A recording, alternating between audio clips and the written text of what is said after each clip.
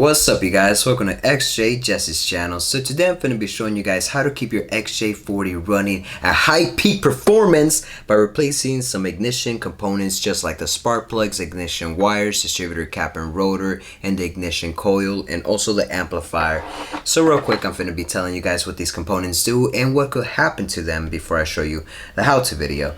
So we're going to start with the ignition amplifier. So in basic simple terms, this is just a switch. It gets a signal. It tells the ignition coil, hey buddy, it's time to wake up, wake the fuck up, and pretty much that's it. So either these switches work or they don't, and I wouldn't know the reason why they go bad, but most XJ40 owners end up replacing all these ignition components before they get to this part, or they never end up replacing the amplifier, not knowing this is the issue and the reason why their Jag is not starting. They end up selling their Jag at a low price or even just junking the Jag, which is very sad. This is a GM part, and I highly recommend every XJ40 owner to have one, a spare in their trunk, just in case they're having trouble starting the vehicle. So yeah, let's get to the ignition coil. So the ignition coil, what it does, it gets the low battery voltage and converts it to high voltage, and then just sends it out to the distributor. This is part of the distributor. This is the distributor cap, so it sends out that high voltage through an ignition wire, and then there's a rotor inside the distributor cap, and it distributes all that high voltage to individual ignition wires that attach to the cap, and they send it out in a firing order to a spark plug, to each cylinder that has a spark plug, and then the spark plug pretty much makes an explosion with a mixture of air and fuel, and that's what powers your engine. So over time, with the high temperatures and high voltage, the distributor cap, rotor, and wires, they wear out and weaken. The wires, they brittle and crack, and then pretty much your Jag will have some running issues. It will run poorly and non-efficient. So it's best to replace these components, keep up with the maintenance, and yeah, hopefully that all kind of made sense and clear things up for those that are new to cars. Yeah. Alright, you guys, so let's get to this how-to video. Start by removing the ignition wire. It simply pulls out, but don't yank it from the wire, it can damage it. Instead, lift from the base. Use a 5/8 magnet socket, extension, and ratchet to remove the spark plug. It's usually recommended to replace the spark plugs every 12,000 miles.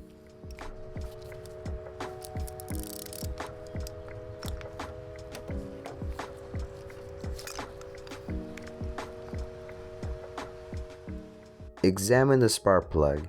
You get an idea of what's going on inside the cylinder by the color of the plug. A tan or light gray color means that the engine is healthy. A black spark plug like this one means that it's running rich, and I know that sounds good, but it's actually bad. It's either too much fuel or air mixture.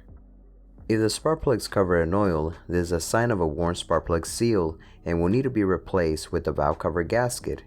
There's multiple discussions on what type and brand of spark plugs you should use. Copper Champion plugs is what's recommended, but I personally like NGK.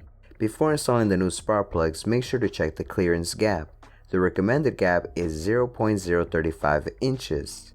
Using a coin gauge, slightly move the spark plug across the coin to check the measurements.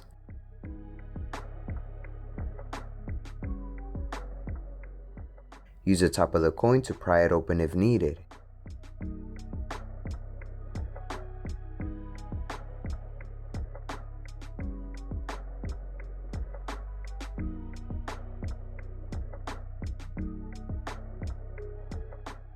If you go over the recommendations, tap the spark plug on a flat surface to close the gap, and then recheck.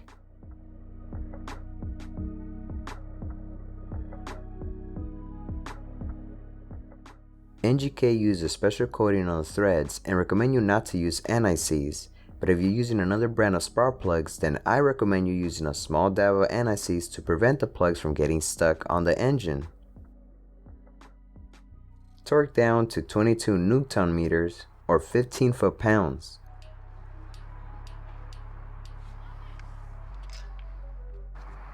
Put a small amount of dielectric grease on the wire to prevent moisture from getting inside and causing corrosion. Follow the same procedure for the rest of the cylinders. Remove each wire at a time and replace it with the same length wire. You can start installing the wires on the new distributor cap if you're replacing that too. Also, when installing the new wires, make sure to lift the cover up so the wires can fully connect to the distributor cover.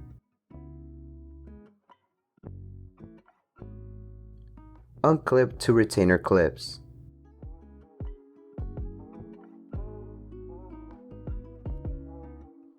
Pull the rotor out. Make sure to wire brush any rust and add some dielectric grease. The ignition coil is right next to the distributor and underneath the hydraulic valve block, but you should still be able to reach it. Use an 8mm and a 10mm wrench to remove the nuts.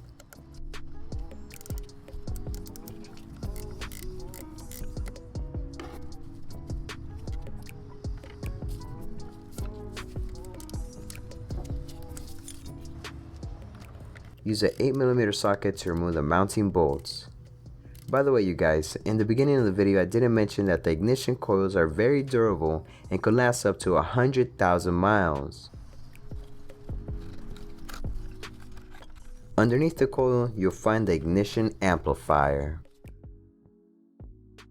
Remove 2 screws and unplug the amplifier.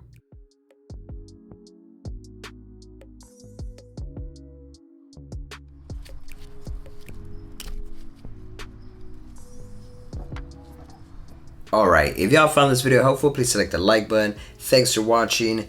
And by the way, I do plan on getting rid of the XJ40, so if there's any how-to videos that you guys would like me to do before I get rid of it, let me know in the comment section. If you need any parts, also let me know so I could post them on my eBay shop. I will be making a separate video explaining why I'm getting rid of it and I'm parting it out. But until then, you know, just let me know what you guys need. Alright. I'll see y'all in the next one.